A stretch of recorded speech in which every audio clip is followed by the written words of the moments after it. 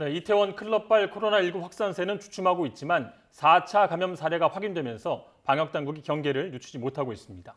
당국은 휴일인 오늘까지가 감염 확산의 중대 고비가 될 것으로 보고 방역에 총력을 기울이고 있습니다. 자세한 내용은 전문가와 함께 알아보겠습니다. 이재갑 한림대병원 감염내과 교수, 염건영 한국범죄학연구소장 나오셨습니다. 네, 어서 오십시오. 안녕하십니까? 어서 오십시오.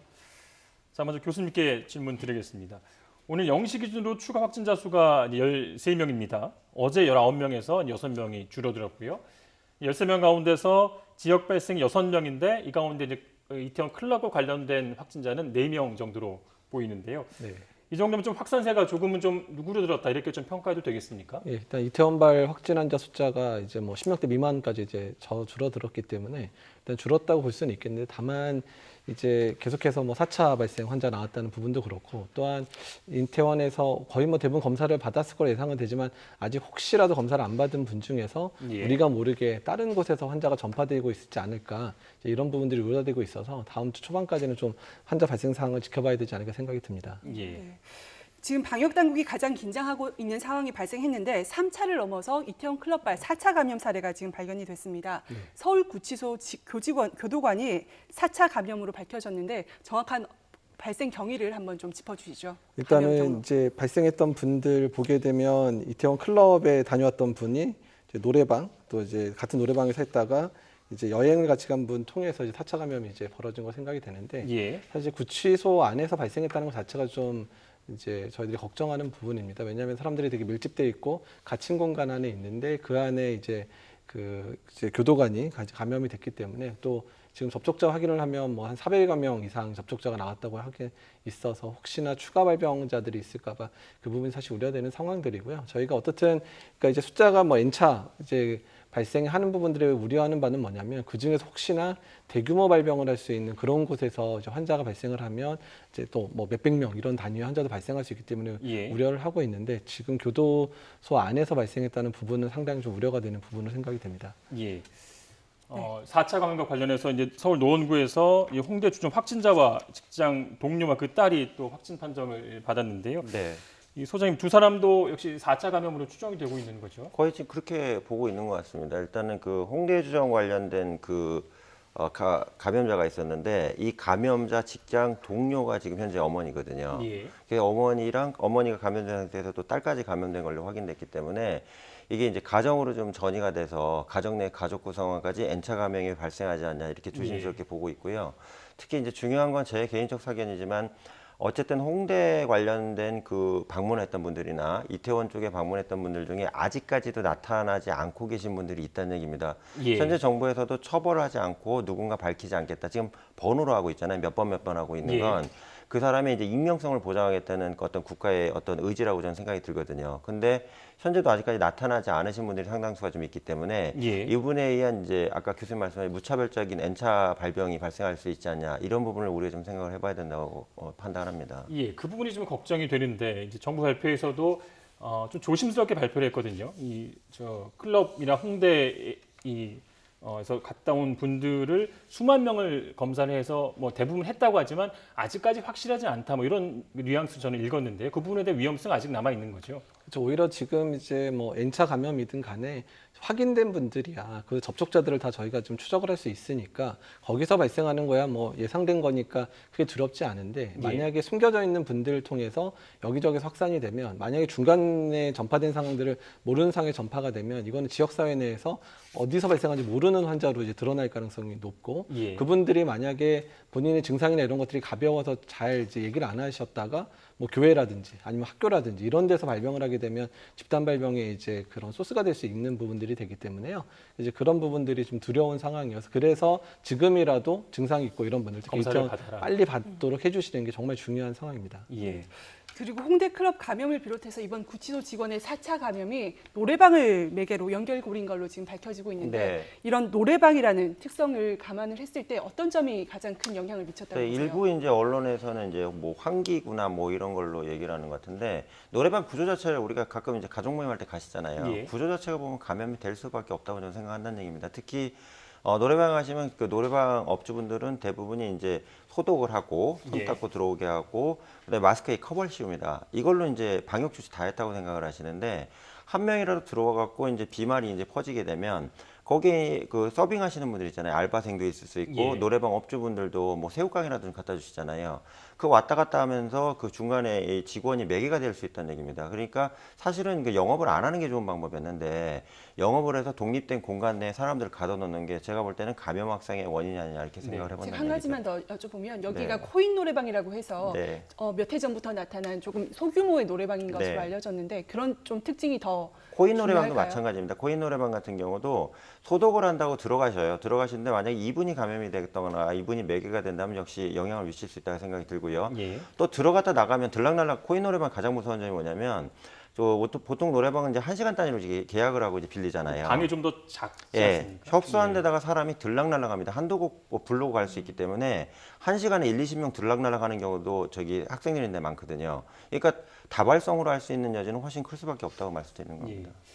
교수님께서도 뭐 환풍기를 통한 감염보다는 다른 쪽에도 무게를 두고 계시는 거죠? 그렇죠. 왜냐하면 이제 이게 어차피 비말 같은 게요. 이렇게 나오고 난 다음에 막 날아다지는 않고 바로 바닥에 이제 붙으면서 전 주변 환경을 오염시키거든요. 근데 이제 코인 노래방 같은 경우에는 말씀하신 대로 사람들이 많이 들락날락하잖아요. 예. 들락날락하면서 손이라든지 아니면은 거기에 있는 물건들 통해서 주변으로 계속 오염이 되고요. 많은 사람들이 주변에 오가면서 여기저기 만지게 되면 손에 묻는 거를 입으로 가져가면서 전파되는 상황. 특히 노래를 하시는 동안에 마스크 벗게 되시잖아요. 예. 그러면은 그때 이제 입 주변을 만지거나 그러면 바로 감염될 수 있기 때문에 그래서 어쨌든 환풍기나 이런 것보다는 어떤 환경이 오염되면서 그 환경을 통해서 손으로 전파됐을 가능성이 상당히 좀 높아 보입니다. 예. 예, 이제 문제는 무증상 환자들이 본인도 모르게 감염을 확산시킬 수 있다는 건데 방역 당국도 이 점을 주시하고 있습니다. 한번 들어보시겠습니다. 무증상 환자들도 감염력을 가지고 있어서 지역사회의 다양한 공간에서 2차 또는 3차까지 감염을 일으키고 있습니다. 네, 이제 이 3차 감염자인 도봉 13번 확진자의 경우에도 확진 날짜가 14일이고요. 구치소 직원과 함께 지방 여행을 하던 시기에는 증상이 없었다고 하거든요. 무증상이었는데요. 그러니까 이제 대부분 이제 확진 단계 이번에 특히 이태원에서 이제 진단된 분들 특징 보게 되면 확진 단계에서 증상이 없었던 사람들이 30%가 넘는 상황인데 대부분 뭐 2, 3일 내 증상이 발현되기는 하는데요. 그러니까 지금 이제 저희가 이제 감염을 일으킬 수 있는 시기를 어떻게 보냐면 증상 발현되기 한 이틀 전부터는 감염이 될 수 있다 이렇게 하고 있고 역학조사의 범위도 그래서 만났던 증상 발현 이틀 전부터의 모든 사람들을 추적을 하고 있거든요. 그러니까 그런 걸 봐서는 이런 증상이 나타나기 전부터 감염이 돼서 그런 가정 중에서 전파가 될 가능성도 있고 또 가장 큰 문제는 본인 증상이 없다 보니까 경각심을 잘 갖지 못하는 부분들인 거죠. 그러면서 이제 특히 가족 간의 전파나 이런 것들이라든지 밀집된 공간에서의 전파를 보게 되면 증상이 나타나기 전부터 이제 감염되는 사례들이 많이 발견되는 게 본인 증상이 없다 보니까 경각심이 없어서 남한테 전파시키는 이런 것들을 보이고 있습니다. 예. 그다음에 이제 구치소 직원이 밀접 접촉하는 이 수용 시설은 이제 폐쇄된 공간에 이 많은 이 수용자가 밀집 생활하는 곳이기 때문에 집단 감염의 가능성이 크다고 볼 수 있지 않겠습니까? 그러니까 구치소 구조 자체가 집단 감염 가능성이 높습니다. 예. 그 이유는 뭐냐면 이제 수용자들 다시 이게 수용자 중에서도 재판 받는 분들이 들어가 있는 데가 이제 구치소입니다. 근데 문제는 구치소가 그 접견을 많이 합니다. 그러니까 우리 옛날에 말하면 이제 면회라고 그러잖아요. 예. 접견을 많이 합니다. 재판 중인 분들이기 때문에 변호사님들도 오시고 가족도 오고 뭐 이렇게 오기 때문에 서울구치소에 제가 볼 때는 조치를 참 잘했다는 게 일단은 자기 직원 하나가 발병을 하니까 접견을 전면 금지하는 이런 조치를 한 건 잘했다고 생각이 들고요. 또 하나는 요 안에 이제 한 300명 정도의 지금 현재 수용자들이 있는데 이분들 대상으로 지금 격리 조치 및 조사는 해봤다는 얘기입니다. 근데 문제는 뭐냐면 외국에 이제 그 일부 교정 시설에서 집단 감염 발생 사례, 미국 같은 경우 그 사례가 있었잖아요. 그러니까 여기는 갇혀 있는 공간이기 때문에 한 명이 감염되면 싹 다 감염된다고 봐야 됩니다. 그래서 일반 우리 소위 말하는 이제 노인 요양병원에 대해서 집중적인 우리가 관리를 했었잖아요. 마찬가지로 이분들 대상으로도 지금 방역 당국에서 개입을 해서 계속적으로 안전 관리하는 게 제가 볼 때 필요하지 않나 이런 생각을 해봅니다. 네. 다행히 지금까지는 구치소 직원과 접촉한 사람 가운데서 추가 네. 확진자는 없는 상황인데 그 어떤 추가 방역이나 이런 부분이 필요하다고 보십니까? 일단 제일 중요한 것은 재판을 금지해야 됩니다. 현재 이제 법원에서 놀랍겠죠. 그래서 법원에서 이제 재판을 사상 최초로 그러니까 감염법 때문에 정지하는 즉 네. 법정을 열지 않는 상황을 지금 하고 있고요. 금지하고 있죠, 지금. 네, 예. 그리고 검찰에서도 지금 수사를 진행할 수가 없을 겁니다. 예. 지금 검찰 수사 대상자들도 구치소에 들어갔기 때문에 사실상 지금 이분들을 불러들이는 검찰이나 법원부터 일단 정지 작업 작업을 해야 될 것 같고요. 또 이제 보시면 이감 조치라고 해서요. 형이 확정된 사람들을 다른 교도소로 이감하는 게 되게 많습니다. 이런 조치에 대해서도 법무부가 현재는 안 하고 있다고 하고 있는데 사태를 좀 봐서 안정화될 때까지는 일단은 고정화하는 작업이 필요하지 않나 이렇게 보여집니다. 예. 지금 구치소 상황도 좀 살펴봤고요. 1차 감염자 직접 연관성 없는 뭐 3차 감염, 4차 감염, 5차 감염 이런 사례가 발생하면 말씀해 주신 대로 감염 경로 같은 거 파악하기가 어려워지는데 뭐 조금 전에 말씀해 주셨지만 4차 감염 발생했던 의미랄까요? 어떤 부분을 좀 짚어볼 수 있을까요? 일단은 뭐 사실 뭐 2차, 3차가 벌어지고 난 다음에는요.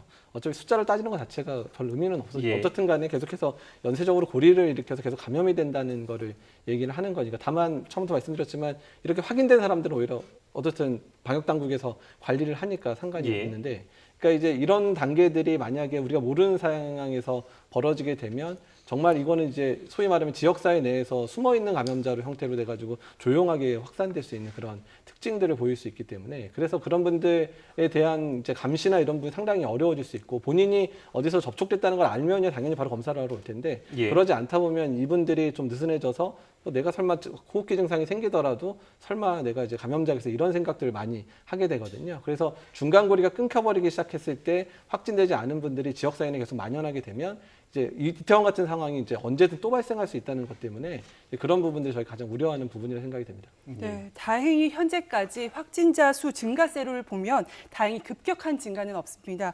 보건당국에서는 급격한 지역 내 확산은 나타나지 않는다 이렇게 판단하고 있는데요. 먼저 들어보고 있습니다. 다행히도 현재까지는 폭발적인 발생을 보이지는 않고 있는 것으로 파악하고 있습니다. 광범위한 진단검사, 또한 확진자들의 클럽 이후 동선에 대해서 철저히 추적하고 네, 이태원 집단 감염 관련 검사를 받은 인원만 현재 5만 6천 명이 넘었습니다. 이태원발 감염 사태 이번 주말이 중대 고비라고 하는데 이태원 클럽발 확진자들의 잠복기인 2주가 거의 끝나가고 있기 때문인가요? 네, 그렇습니다. 일단 이태원에 다녀와서 발병할 분들은 아마 이번 주 안에 대부분 이제 발병이 될 거라고 생각이 되는데요.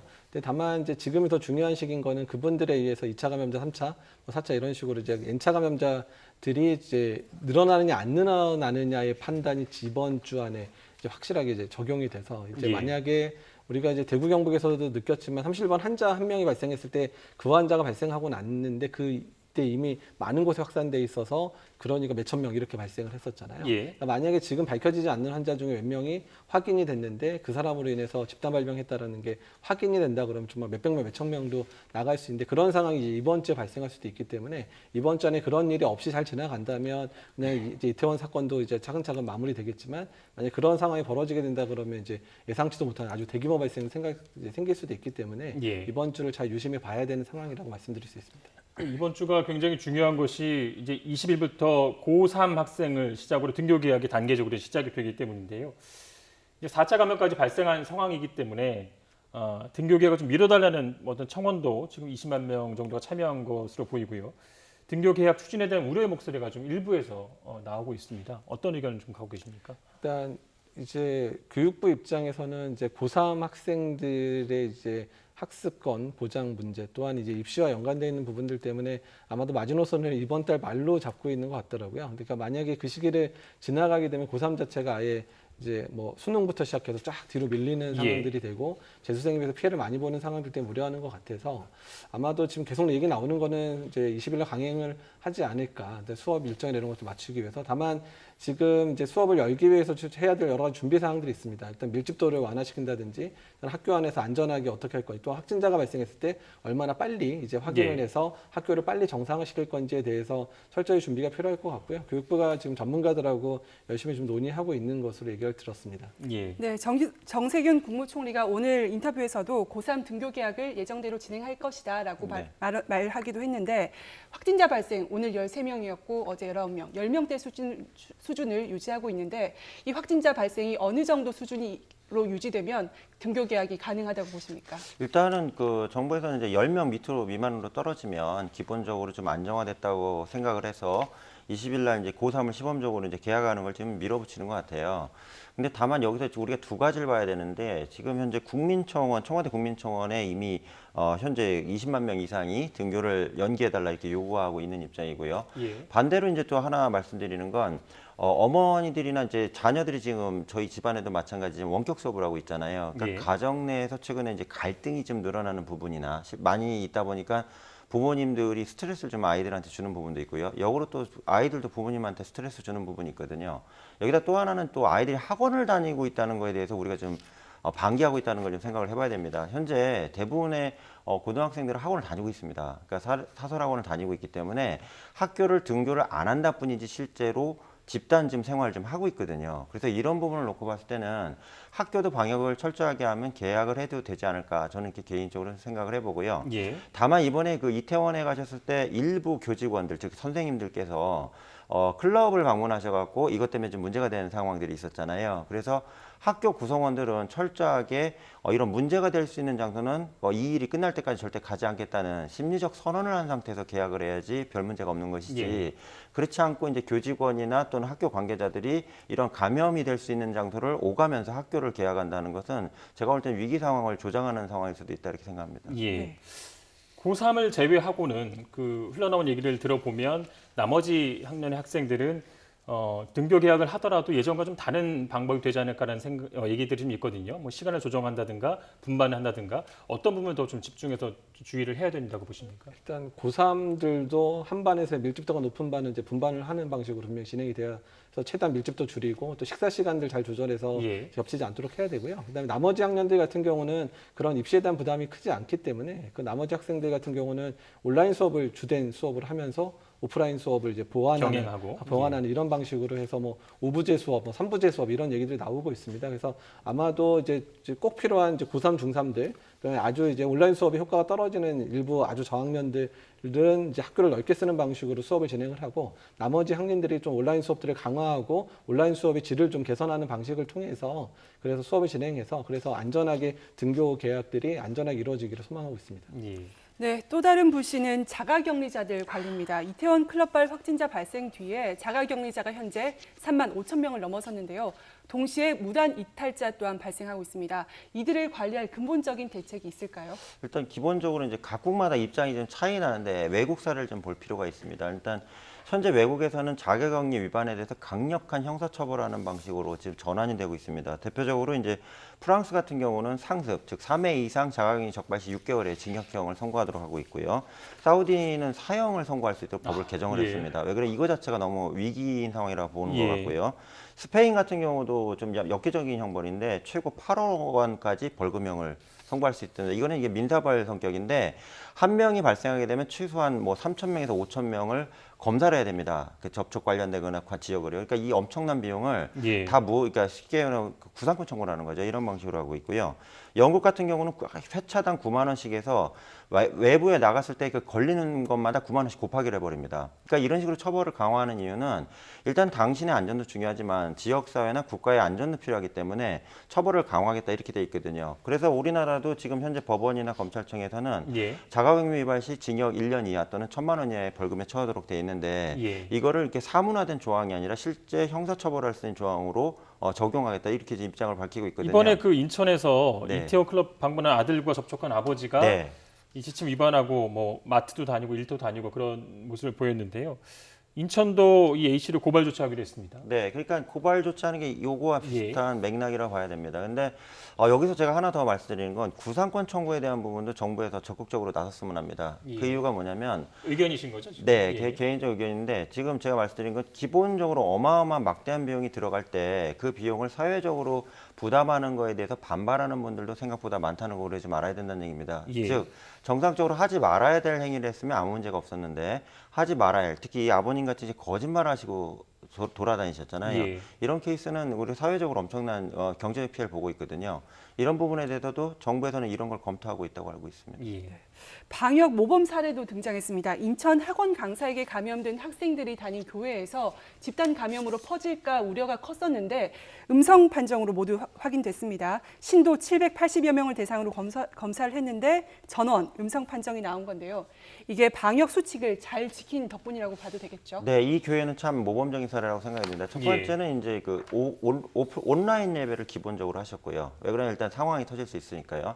두 번째로 이제 소수의 집회를 했을 때는 온도, 체온계로 체온을 다 재고요. 예. 그다음에 이분들을 대상으로 해서 이 여러 가지 방역 수칙 있잖아요. 마스크를 써야 된다, 예배 끝나고 또 이제 소독해야 된다 이런 것들을 했다는 얘기죠. 그래서 이 사례를 보면서 제가 항상 느끼는 게 뭐냐면 일이 큰 위기가 터졌다 하더라도 구성원들이 원칙을 지키고자 노력한다면 이게 확산되지 않는다는 걸 보여주는 전형적인 사례가 아니냐 이렇게 생각합니다. 예. 같은 의견이십니까? 예, 뭐 일단은 저희가 제일 걱정했던 게 뭐냐면 이런 확진자 중에 한 명 이제 이런 교회라든지 이런 집단에서 갔는데 예. 거기서 수칙을 안 지켜서 대규모 발병을 해버리면 뭐 대구 경북에 있었던 그런 종교 집단하고 비슷한 상황이 벌어질 수 있었는데 개별 교회들이 이런 방역 수칙들을 잘 지켜주면서 그런 고리를 끊어준 집단 발병 고리를 끊어준 부분이기 때문에 그러니까 우리가 그나마 지금 기대하고 있는 거는 대구 경북 때는 뭐 사회적 거리두기라는 개념도 없었을 때 뭐 이미 수천 명이 발생을 해버린 상황이지만 지금은 여러 이제 집단이라든지 이런 데서 사회적 거리두기를 지키면서 하던 시기에 이런 일들이 벌어져서 그래서 집단 발병이 이런 것들이 훨씬 적게 나타났으면 하는 그런 바람도 있고 또 그런 걸 여실하게 보여주는 그런 사례라고 생각이 듭니다. 예. 네.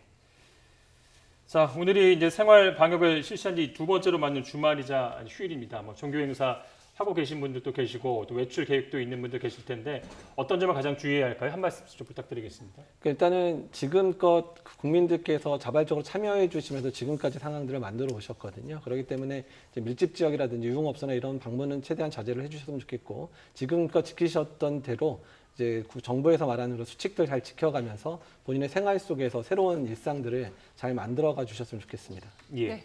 그러니까 보건위생적 방역은 이제 어떤 그 과학기술이나 의료기술의 적용이지만 이걸 막는 건 제가 볼 땐 사람이라고 생각합니다. 따라서 우리 국민들이 심리적 방역 의식에 대해서 명확하게 가질 때 이 사태를 슬기롭게 극복할 수 있지 않냐 이렇게 생각을 해봅니다. 예. 뭐 다시 한번 강조드리지만 이번 주 굉장히 중요합니다. 시민들의 성숙한 시민의식이 있어야 방역도 가능하고 또 등교 계약도 가능할 것 같습니다. 지금까지 이재가 한림대병원 감염내과 교수, 또 엄경영 한국범죄학 연구소장님께 얘기 나눴습니다. 고맙습니다. 네, 고맙습니다. 감사합니다.